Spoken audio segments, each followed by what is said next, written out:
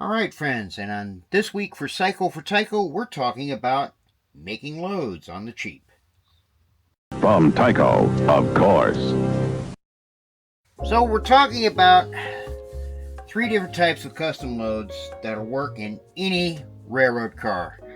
The first one we're going to be doing is steel coils. Next we're going to be doing wooden poles. And then finally, for those numerous amounts of Tyco flat cars, we're going to be doing some steel slabs. So let's get started. For steel coils, which is a good gondola load, I am using a few simple tools. The first one I'm using is this dark steel wire that I got from Ace Hardware, which is about 100 feet of 24 gauge, which, as you can see here, makes for great steel coil loads. And also what I picked up was this 1/2 inch clevis, although you could use a 1/2 inch bolt or something like that. Now with the wire, I'm just basically stuck it in one of these dip jars, which helps feed it. And then all you're going to do, mess I've got here on my table, what we're going to do is we're going to take the wire, we're going to stick one end in the clevis, and we are going to wrap it around many times.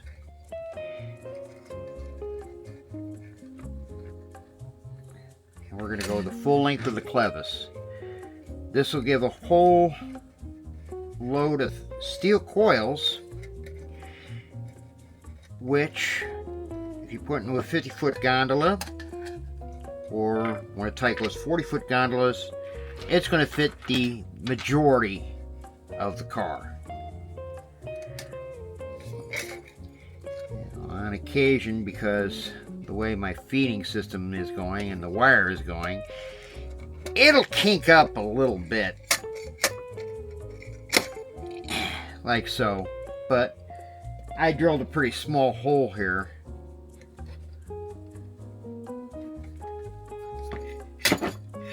There we go.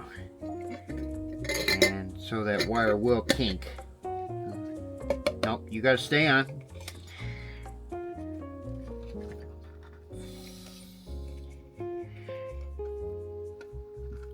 You can also just wind the clevis manually.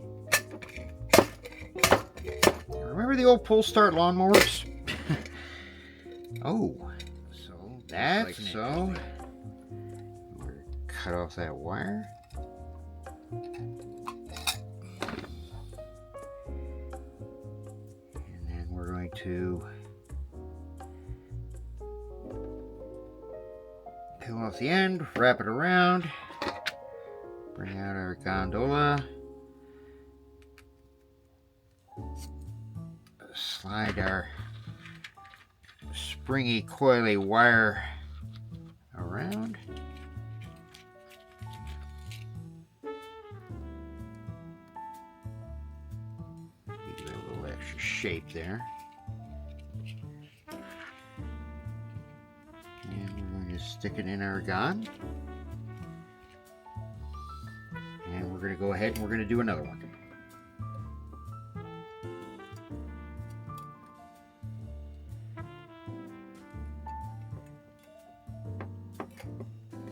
Now, when I was getting ready to film this, I was trying a lot of different techniques in trying to make steel coils. And at first I thought I'll use string, and then string wound up not being the best idea when I thought about painting it. And then I thought about fishing line, and I tried that, and fishing line just, it went all over the place. So finding actual steel wire that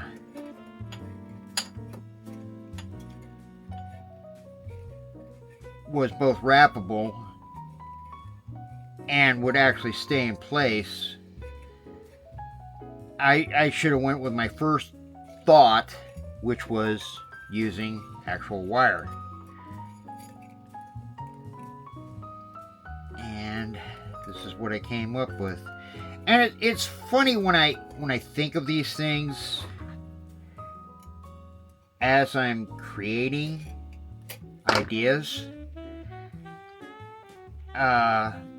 because I tend to over-design them. And when I over-design them and then I go to the hardware store, it's like, oh wait, all I need is really this and this.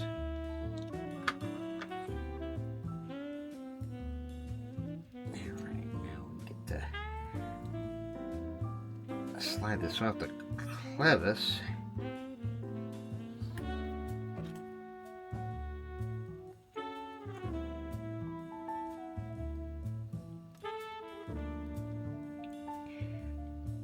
And it doesn't have to be a clevis either. It can be like a wooden dowel or something of that nature.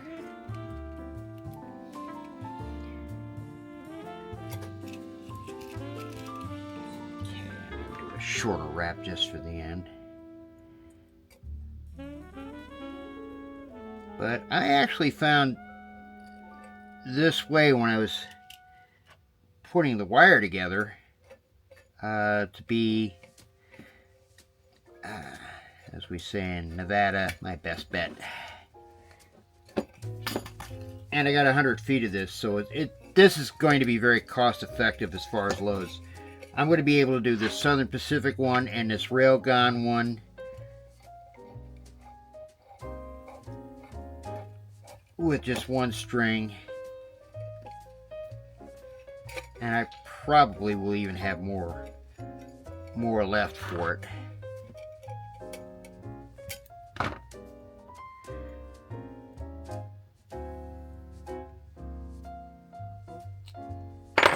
There we go. Also, even with the real thing, don't worry if your steel coils are spread out or overbent or stuff like that, because they do shift in transit. But there we are, a steel coil load for your gondolas. I'll do the railgun later. Next, we're going to go with poles. Now, I got this Atlas car, basically 4 poles, and I started off with getting some wooden dowel, or a wooden dowel at Michael's, and I realized too little too late that I didn't have enough, so it barely even covers the bottom of the car. Again, we're Psycho for Tycho, so our thing is budget model railroading. And I got these skewers from Winco for about $2. And so with these and a little bit of cutting, I'll be able to fill up the car a lot quicker. Now, obviously, I don't want to use untreated wood. Funny thing is, not too far outside of Reno in Silver Springs, there is a rail-served wood treatment plant, which kind of gave me the idea. Now, this is going for my Tonopah Tidewater, because that railroad does actually go from Hazen down that way through Silver Springs. So a wood treatment plant for poles is very important. Now, what I got to do before cutting is I got to stain them, and I picked up a wood stain sampler jar for like $10 over at Home Depot.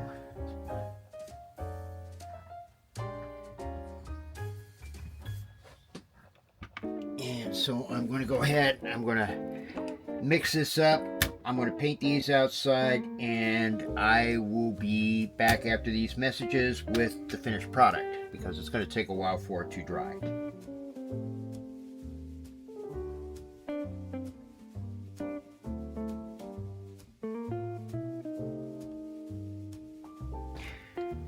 Now, I've always had a soft spot for the Tyco flat cars. I love these flat cars. And one of the things I remember as a kid when I lived in California was in Long Beach, Southern Pacific would be picking up steel slab trains. And these flat cars are really, really super close to Southern Pacific's flat cars.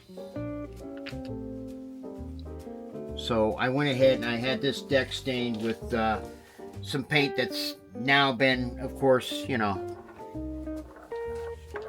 thank you government for keeping me safe, which isn't your job unless it deals with defense. But yeah, the paint's been discontinued and all that. So I've got a fleet of these, and I've got the Athearn SW1500s already, which we're pulling these slab trains. So I'm going to go ahead and redo the brake wheel on this, and I'm going to build some steel slabs from 80 thick polystyrene sheet from Evergreen, and I am going to use my favorite cutting tool to scribe the slabs, and then to seal them up, or to make sure that they don't fly off, I'm going to use this little magnetic tape to hopefully magnetize itself to stay connected onto the flat car via the weight. First thing I gotta do is I've got to separate the plastic from the plastic, and then I've got to build the scribes. And again, I always kind of measure by eye.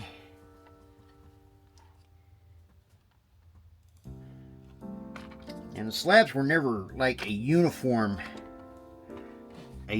shape.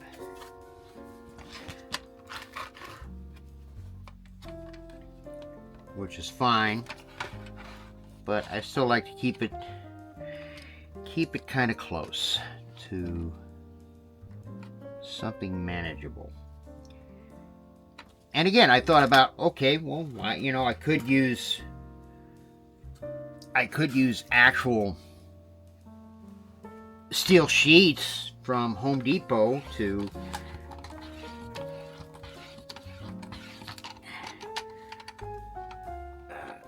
do the job, but then I started thinking about, well, cutting them is going to be a pain in the butt.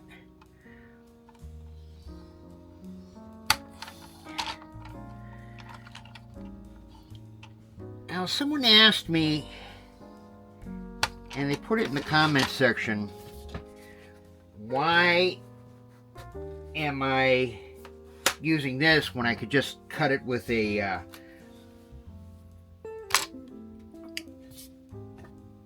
with an X-Acto knife or scissors or something like that? I like 90-degree cuts, and I also like straight cuts, and I'm sorry, this is an easy way of doing it. Now, with the slab cars for Southern Pacific, they were mostly just dropped somewhere in the middle here of the car, and they were done 2 to 3 slabs high.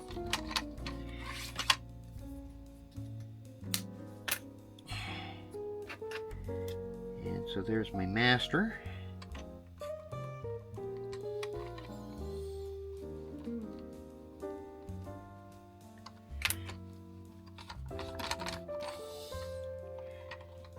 This little scoring thing is helping out a lot.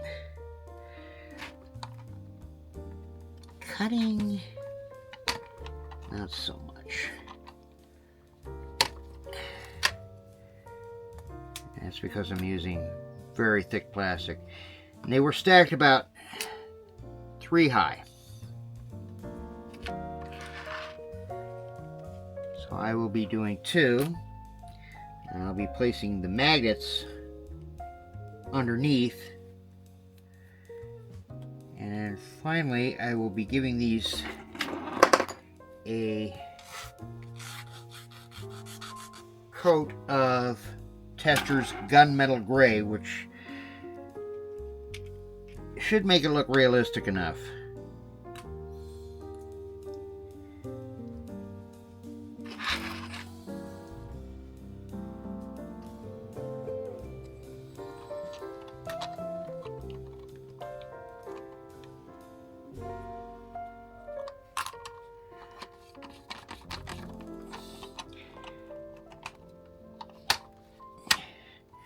Now, there were also slab trains that ran out of Northern California, mostly going to the Pittsburgh plant out there via the Western Pacific. So you don't necessarily have to use the flat car, but my SP takes place around the late 70s, early 80s.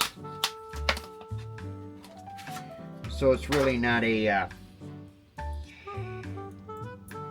where was I going with this?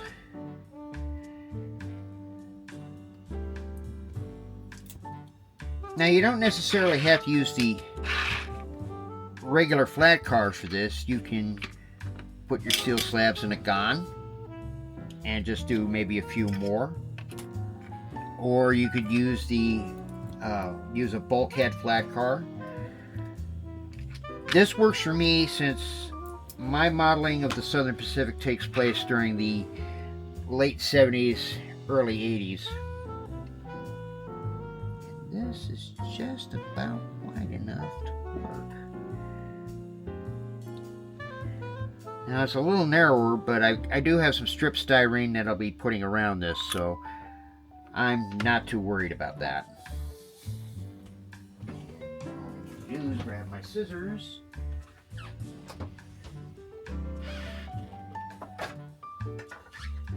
I love this. I prepare all doggone day to do a film, and then it's like, wait, I need one more thing.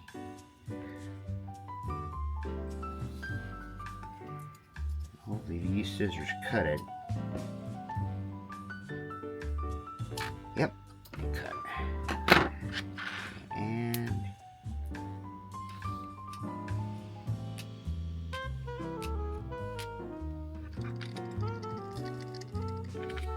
yep, magnet works.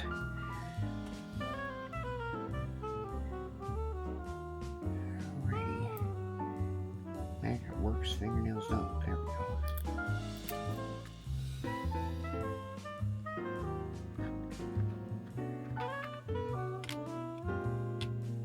Yeah, magnet's just got enough grip on there to hold it in place. Might just get away with 3 strips. Alright. Let's glue those together. We'll do a few more offline. And then we'll paint this gunmetal gray, and we'll do all that while we're staining the wood that I just showed you earlier.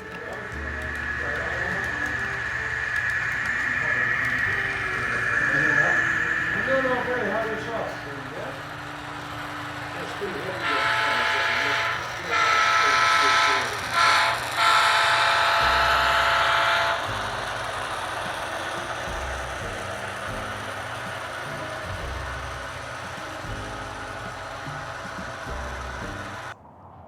Hey friends, I know you're at the end of the video and all that, but I just wanted to give a quick shout out that if you're in Carson City or any of the surrounding neighborhoods, come on down to Mills Park where the Carson City Railroad Association, my model railroad club, happens to be at. We've got both HO scale and N scale. We run modular displays.